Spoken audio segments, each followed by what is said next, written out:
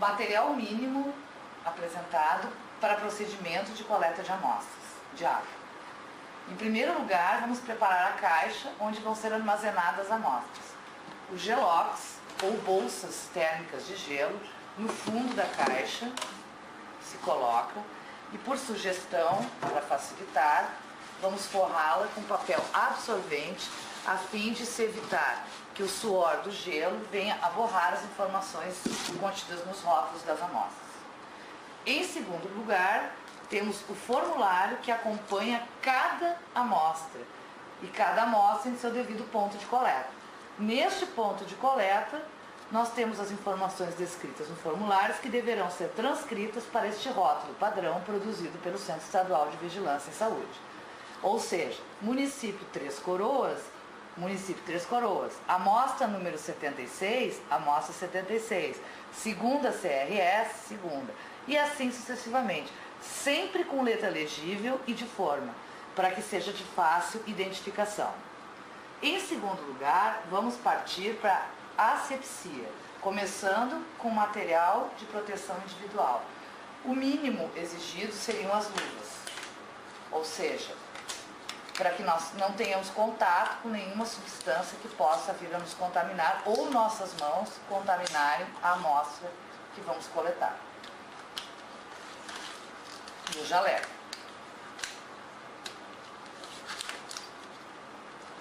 Em seguida, vamos higienizar o ponto de coleta com álcool 70, a parte externa do bocal onde vai ser feita a coleta e a parte interna. Feito isso, vamos abrir a torneira com uma vazão forte, a fim de escoar todo e qualquer material, insetos, coisas, que possa estar ali agregado e vir alterar a nossa amostra. Essa vazão a torneira deverá ficar aberta nessa vazão por no mínimo 3 minutos, para que a gente tenha uma coleta realmente significativa. Enquanto isso, vamos pegar um bag. Esse bag cabe 540 ml e ele é utilizado para as análises físico-químicas e não microbiológicas. Tiramos o lacre, lembrando que sempre temos que carregar um saquinho de lixo para colocar os resíduos remanescentes. O bag possui uma aba posterior e inferior para que se possa manusear e abrir. Jamais se colocar o dedo com luva ou qualquer coisa lá dentro, apenas manusear aqui nessa parte. Lembrando também que ele tem uma tarja, a parte inferior. A água, o nível da água deverá chegar até a parte superior da tarja branca. Vamos diminuir a vazão e proceder à coleta. Lembrando que a diminuição da vazão evita vazamentos, evita respingos e evitamos também que, com a boca do bag aberta, a torneira não encoste. Chegando a água no nível da tarja branca, coletamos a amostra suficiente, fechamos a torneira e procedemos ao fechamento do bag. Rosqueando sempre, uma volta, 2 voltas.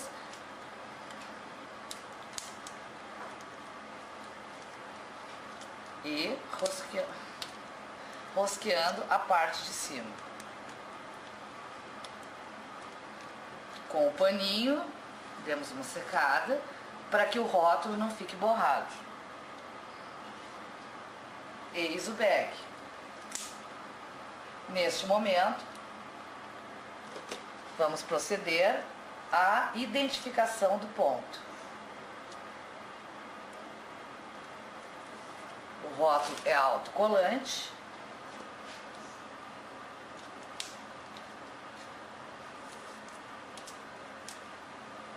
Feita a devida identificação do rótulo, vamos imediatamente colocar na caixa isotérmica, em pé. Está pronto a coleta. Lembrando que imediatamente, o mais rápido possível, levar ao laboratório, acompanhado do formulário e, no final, vamos retirar a luva depois das coletas e sempre aproveitar e utilizar o álcool gel como o higienizador de nossas mãos. guardar todo o material, luva, álcool gel, álcool 70, bags, um paninho para limpeza, papel absorvente, mais de um rótulo caso haja erro, caneta e sempre um saquinho de lixo para não deixar no local. Este é o procedimento de costais físico-químicos. So I'm going to approach the receiving water very carefully. I don't want to kick up any sediment when I'm getting near the water. Okay? I'm going to immerse the bottle. I'm going to put my cap in a safe, clean place. And I'm going to immerse to about mid-depth. I'm going to dump somewhere where I'm not going to contaminate where I'm sampling.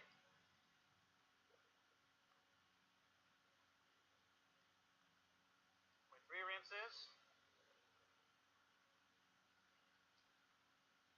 Get my actual sample, cap the bottle, it's been labeled, into the cooler with the chain of custody documents. Now if this was a river, and you got moving water, I would likely want to sample up and away from myself to minimize contamination. Okay? Questions? Any situation you guys have run into where this poses a problem? Again, really three things: safety, representativeness, and documentation.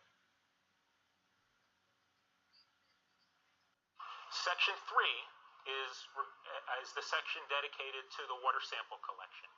So to collect a water sample, you're going to use a device called a camera bottle, which is also here in the crate.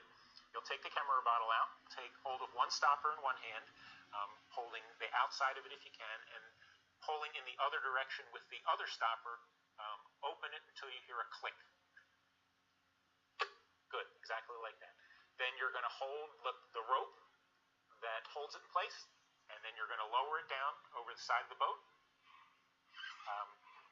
And we're going to lower it to a depth of 1.5 meters. For all of the sea slap lakes, we collect a surface sample at a depth of 1.5 meters.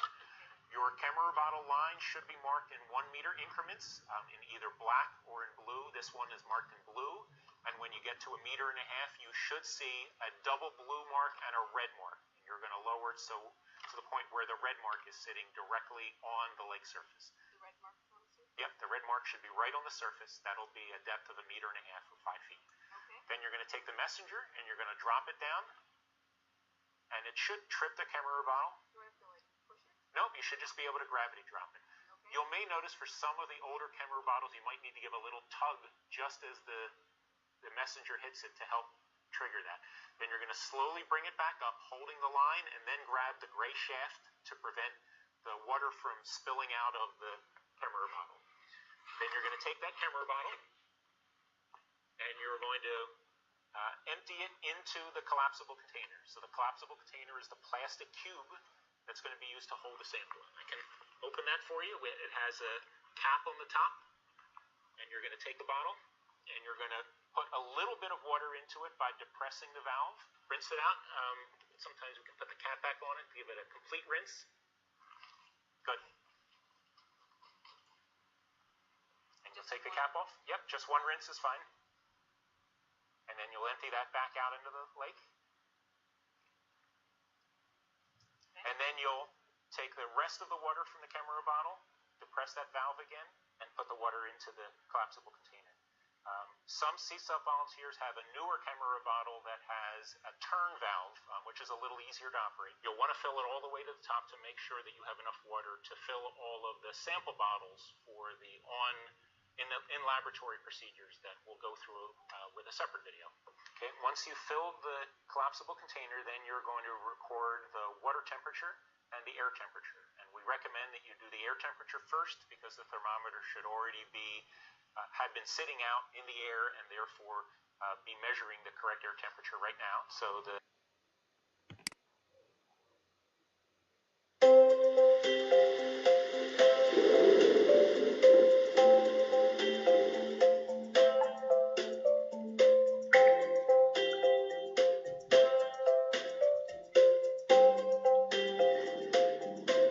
primary focus is here in the province. We try to deal with water quality issues that affect people here in Saskatchewan. But we also have active programs all around the world. From those programs, we're able to recruit top students, postdocs, and visiting scholars to come here and work with us. Some of the current projects that we're involved in involve both wastewater and drinking water treatment. So we do both laboratory-based and field studies. By working from both ends, putting things together, we can generally figure out what's going on and try to make predictions of what will happen in the future and advise policymakers what they might do to assure that we have enough clean water to support our sustainable development through the future.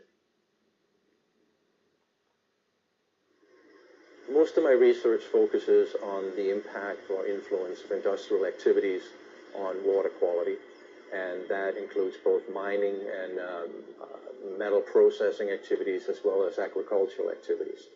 In many situations, when an industrial activity influences water quality, that is the main focus at the time, and a lot of assessment focuses on contamination of the water. But over time, what happens is the contaminants tend to build up in the sediments, and the sediments become a reservoir for contamination. Once a source of contamination, whether it be an effluent from a mining facility or some agricultural operation, ceases to exist and that facility shuts down, the water will clear itself up over a period of time, but the sediments become a reservoir. It has served as a legacy that has integrated that pollution load over time. And a lot of the work that we focus on in my research group is how do you assess the risk of that contamination. Sometimes we need to look back in time. To do that, we actually look back in the sediment. We could look at nutrients to tell what was there before humans started changing the environment as drastically as we have. We can look at pigments of the different kinds of plants that were there to determine were these blooms natural or are they caused only by human activity. So for a person like Lauren Doig, it's like reading a book. He can look at that core and take little thin sections, and by making these measurements actually tell us year by year by year when the adverse algal bloom started and what effect they're having on the ecosystem. Here's a core that we've collected.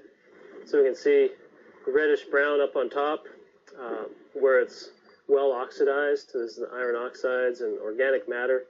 So we can see the invertebrates have burrowed down into the sediment itself.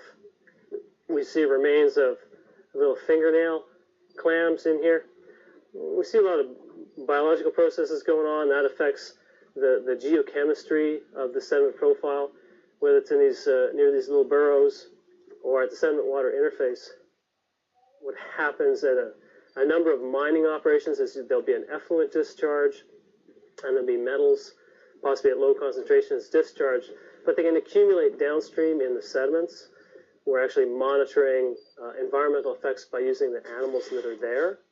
Changes in the community of animals will tell us a lot about the health of the ecosystem. We might bring these then into the lab and try toxicity testing and test with standard animals that we use in the lab under control conditions to look for toxic effects. We'd look at the chemistry to say, well, what contaminants are there, or are they at concentrations high enough to cause problems? One of the instruments we use where we can now analyze the contaminant load is called an inductively coupled plasma mass spectrometer.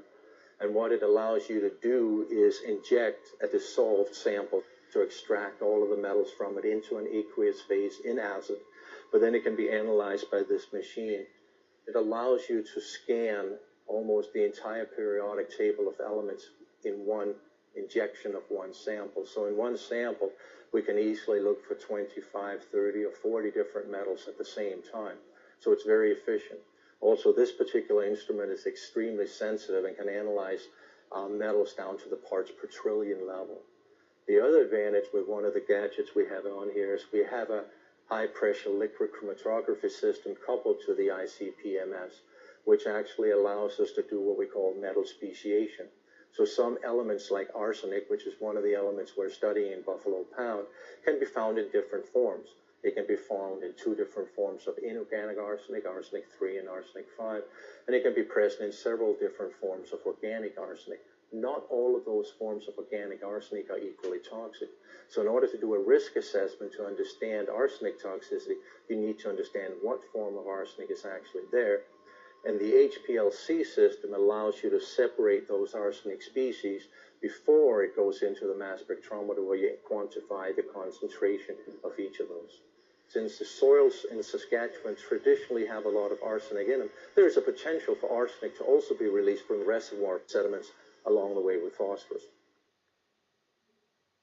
The question is well, how do the sediments in this lake participate in the cycling of phosphorus, and is this changing over time? What factors govern this? This is important information in terms of being able to model the lake, in terms of seasonal algae production, which are linked to blooms, which can produce toxins.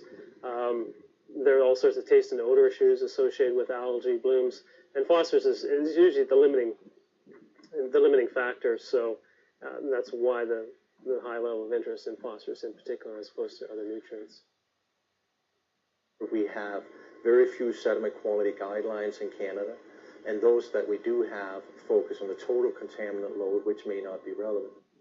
In certain situations, if we have sediment quality guidelines based on total metals that exceed some threshold based on total metals, but is well below anything biologically relevant because most of it's not biologically available, we may be spending a significant amount of money on trying to fix a problem that's not really a problem. With the relatively few regulations we have to determine what level of contaminants and sediments are safe, there are opportunities for this type of research for decades to come.